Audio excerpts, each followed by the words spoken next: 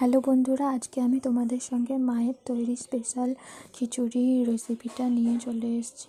তো মা প্রথমে কড়াই তেল দিয়ে গোটা গরম মশলা, তেজপাতা, গোটা ধনে আর গোটা জিরে বাটা, আদা রসুন বাটা এগুলোকে প্রথমে একটু কষিয়ে নিয়ে তার মধ্যে হলুদ, লঙ্কা গুঁড়ো, সামান্য কাশ্মীরি লঙ্কা গুঁড়ো আর কাঁচা লঙ্কা দিয়ে ভালোভাবে কষিয়ে যখন তেল বেরিয়ে আসে তখন মা এই মশলাটা তুলে রেখে দেয়। অন্যদিকে হাঁড়িতে জল ফুটতে বসায় আর অন্যদিকে ওভেনে কড়াতে মসুর ডাল 1 গ্লাস মতো আর 2.5 গ্লাসের মতন মুগের ডালটা প্রথমে মা ভেজে নেয়, তারপরে ওর মধ্যেই মসুর ডালটাও নেড়ে নেয় ভালোভাবে। একটু ভাজা ভাজা হলে তো নেড়ে নিয়ে নামিয়ে ওই দুটো ডালকে ভালোভাবে জলের মধ্যে মা প্রথমে 2 গ্লাসের মতো সেদ্ধ চাল দিয়ে দেয়। তারপরে খানিকক্ষণ পর 2-4-5 মিনিট পরেই ওই ডালগুলো দিয়ে দেয়।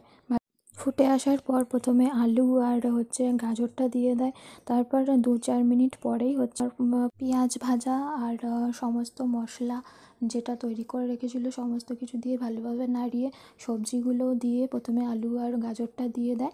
তারপরে গোবিন্দভোগ চাল 2 গ্লাস মতন মা আগে থেকে ধুয়ে রেখে দেয়, সেই চালটাও দিয়ে দেয়। যখন ডাল আর চালগুলো একটু হয়ে আসে তখন মা নুন চিনিটা টেস্ট করে আবার নুন চিনি পরিমাণ মতো দিয়ে খানিকক্ষণ ফোটার পর যখন একটু হয়ে আসে তখন মা ঘি, গরম মশলা পরিমাণ মতো দিয়ে ভালোভাবে আর গ্যাসটা অফ করে দেয়, দিয়ে ঢাকা দিয়ে রেখে দেয়। আর এই যে দেখছো তোমরা জল জল এই ভাব থাকে না, পুরো একদম ভাপে স্টিমেতে খিচুড়ি রেডি হয়ে যায় আমাদের সবার পছন্দের।